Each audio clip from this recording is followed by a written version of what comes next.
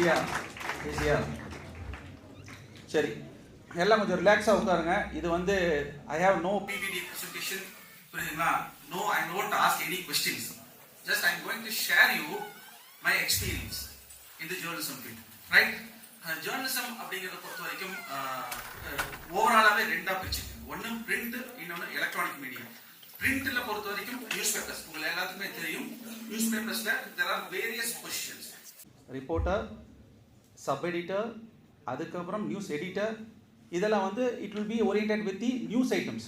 இல்லைங்க, எனக்கு வந்து I want to be in the press, ஜேர்னலிசமில் இருக்கணும், பிரிண்ட் மீடியாவில் இருக்கணும், நியூஸ் பேப்பர் ஆர்கனைசேஷனில் ஒர்க் பண்ணணும், பட் நான் நியூஸில் இன்ட்ரெஸ்டட் இல்லை அப்படின்னு சொன்னால் you have various other sectors also in the journalism field, newspaper organisation.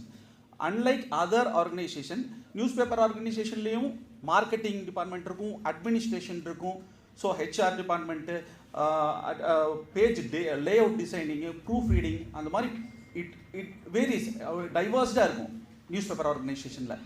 So you can better choose your what is your identity. நீங்கள் வந்து ஃபஸ்ட்டு நீங்கள் காலேஜ் படிக்கும்போதே ஒரு இதை முடிவு பண்ணிக்கிங்க. இந்த ஸ்ட்ரீம்னா இந்த செக்டருக்கு தான் நான் போகணும், நியூஸ் பேப்பருக்கு போகணுன்னா நியூஸ் பேப்பருக்கு தான் போகணும். இல்லை நான் பிரிண்ட் மீடியா, எலக்ட்ரானிக் மீடியாவில் போகணுன்னு ஆசைப்பட்றேன் அப்படின்னா நீங்கள் ஒன்று அதையும் முடிவு பண்ணிக்கிங்க. ஒன்று நீங்கள் நேராக there are various types of electronic media. நீங்கள் வந்து ஒரு எஃப்எம்மில் இருந்தாலும் சரி, ஒரு சினிமா இருந்தாலும் சரி, அந்த மாதிரி எல்லாமே எலக்ட்ரானிக் மீடியாக்குள்ளே தான் வருது. சோஷியல் மீடியா எல்லாமே எலக்ட்ரானிக் மீடியா தான். இன்றைக்கி வந்து வேர்ல்டு எல்லாமே நம்ம டிஜிட்டலாக நோக்கி தான் போயிட்டுருக்கோம். ஸோ அதனால் நம்ம அதுக்கு ஏற்ற மாதிரி நம்மளை நம்ம மேம்படுத்திகிட்டே இருக்கணும். To be frank with you, டெக்னிக்கலாக நீங்கள் ரொம்ப ஜேர்னலிசம் ஃபீல்டை பொறுத்த வரைக்கும் டெக்னிக்கலாக எதுவுமே இல்லைங்க. நீங்கள் டெய்லியும் போகிறோம், ஒரு மனிதரை நம்ம ஒரு சொசைட்டியில் இருக்கோம். We have to move with the society.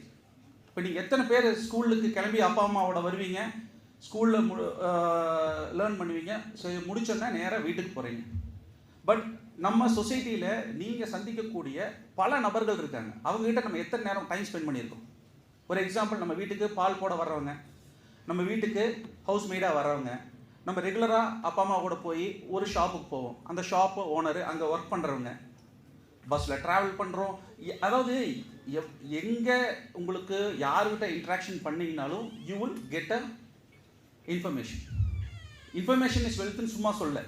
இது வந்து ஒரு ஜேர்னலிசம் கேரியரில் நான் ஒரு ஜேர்னலிஸ்ட் ஆகணும் அப்படின்னு சொன்னால் இது வந்து பேசிக்.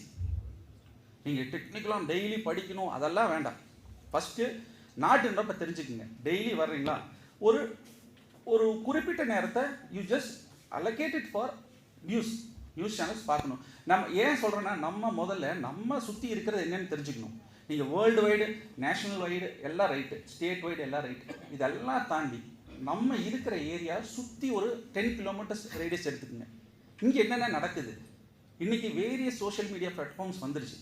ஸோ அதில் உங்களை நீங்கள் தயார் பண்ணிக்கிங்க. டெய்லி நீங்கள் வந்து இதை தயார் பண்ணிகிட்டு இருந்தால் தான் நீங்கள் நேஷ்னல் லெவலில் நிறைய விஷயங்கள் நடக்குதுங்க, அது ரைட் பற்றி பேசுகிறீங்க, ஓகே.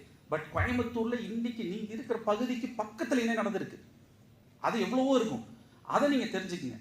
இது தெரிஞ்சுக்கிறது மட்டும் இல்லைங்க. ஒரு ரெஸ்பான்சிபிள் ஜேர்னலிஸ்ட்டாக நீங்கள் மாறணும் அப்படின்னு சொன்னால் ஃபர்ஸ்ட் ஆஃப் ஆல் பிரச்சனைகளை பார்த்துட்டு ஒதுங்கி போகக்கூடாது. It might be an accident, it might be ஒரு ஃபைட் பிட்வீன் எனி ஒரு ஒரு ஒரு கேங் வாராக இருக்கலாம், இல்லை ஒரு சமூக விரோத செயல்களை நீங்கள் கடந்து போகலாம். அப்பா அம்மா பார்த்துட்டு வேண்டாவா அந்தெல்லாம் போயிடலான்னு சொல்லுவாங்க.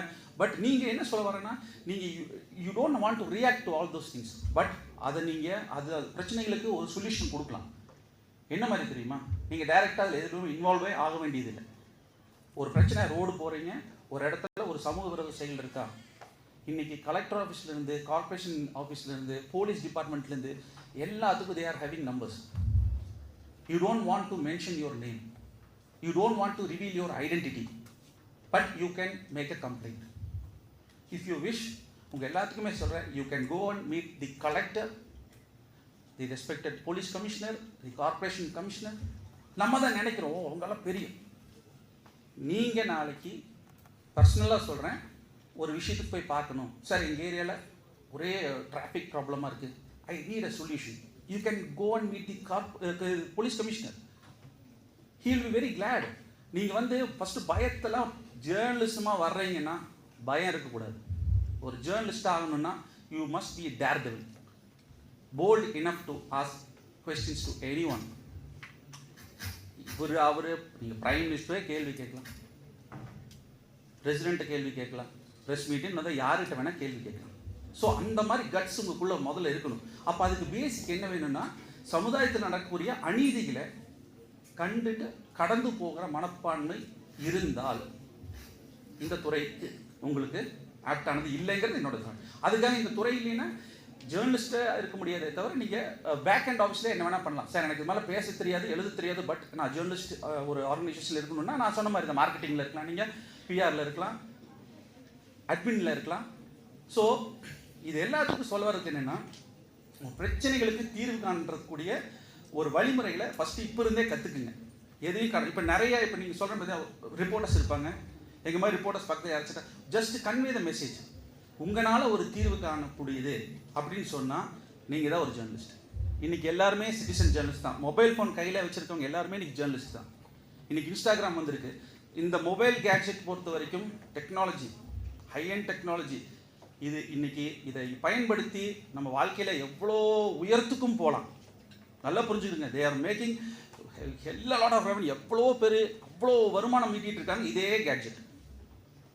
இதே கேட்ஜெட் வைத்து பல பேர் வாழ்க்கையில் தவறான பழக்கங்களுக்கு போய் அவங்களுடைய வாழ்க்கையை சீரழிச்சிட்டு இருக்காங்க. இந்த 2 கேட்டகரியில் நீங்கள் எந்த கேட்டகரிக்கு போக போகிறீங்கிறத முடிவு பண்ணிக்கிங்க. ஏன்னா இது வந்து பொக்கிஷம், நம்ம கையில் கிடச்சிருக்க பொக்கிஷம். இன்றைக்கி இருந்த இடத்துல இருந்தே அத்தனை இன்ஃபர்மேஷனும் நமக்கு கிடைக்குது. அது மட்டும் இல்லை, இருந்த இடத்துல இருந்தே நம்ம ஒர்க் பண்ணக்கூடிய வாய்ப்பு கொடுக்குது. எத்தனை ஹோம் மேக்கர்ஸ் முதல்ல இருந்தாங்க, இன்னைக்கு எவ்வளோ பேர் டெய்லி கிரப்ஸ் அது இதுன்னு நீங்கள் பார்த்துருப்பீங்க. வீட்டிலேருந்தே சமைச்சு their making a money revenue for their families. So இதெல்லாம் பாசிட்டிவ் அவுட்புட்ஸுங்க, நெகட்டிவ் ஆஸ்பெக்ட்ஸ்க்கே போகாதீங்க.